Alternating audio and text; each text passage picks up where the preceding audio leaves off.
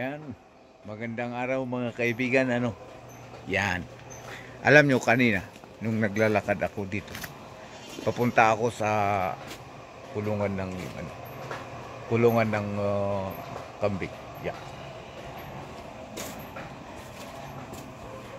pupunta sana ako doon. Yan, may kambing tayong ilan dito eh. Yun. Dito sa nadaanan ko, may, meron akong nakitang ahas na maliit. Yan, ito po. So, hinuli ko siya at inilagay ko sa timba. Yan. Oh, yan. Ito. I-try natin tignan yung length niya. Kalkulain na lang natin. Lagyan natin ng 50 pesos. Di dyan natin ibabase yung haba niya. Pero, kailangan muna natin siyang unatin. Kaya, we need an stick. Stick. Mahirap na, mga kaibigan. Hehe. Yan. Baka rat snake na naman ito. Kasi, ilang beses na akong nakakita ng ganito kaliit na ahas dito eh. Oh, yan. Tignan nyo. Ito, dahan-dahanin na natin siyang iunat. May, relax lang pare, di kita papatayin. Diretso ni ka lang ta, maila din katidog mo. Hon? Okay. Relax. Uy, yan.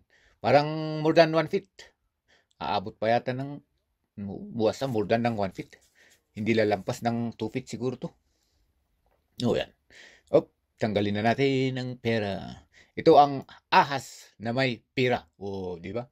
Yan, dahan-dahanin natin. Up. Hindi natin alam kung ang ahas na to ay poisonous. Baka alam nyo. Baka kayang-kaya nyong ma-identify kung ito ay ahas na may lason o wala.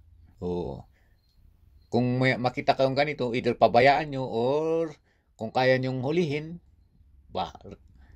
bahala kayo. Pero mas maganda rin na i-report natin sa DENR. Kaya i-report natin sa mga tanod. Sila ang bahalang mag-i-report sa DENR. At ang DENR naman, uhulihin, and then bahala na silang i-release yan kung saan nila i-release. So, ang gagawin ho natin ay ililipat natin sa sako. Para yung sako na yung bitbitin natin, hindi na itong timba. Para dalhin natin doon sa kilid ng bundok, ilipat natin. Dahil maraming bahay dito at nasa loob ng compound natin, para rin naman sa safety ng ahas at safety nating lahat. O, di ba? O, kagaya ngayon yung ginawa ko na. Yan.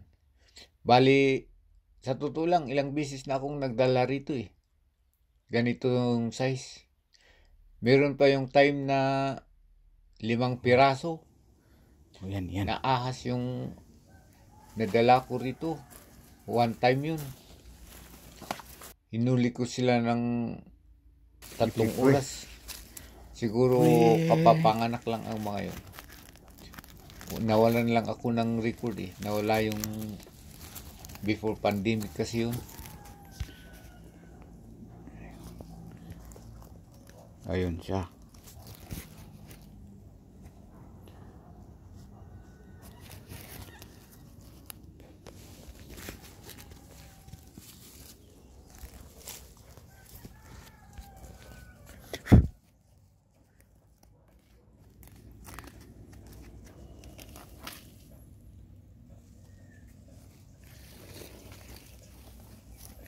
Kan, may engka man paado. Sige.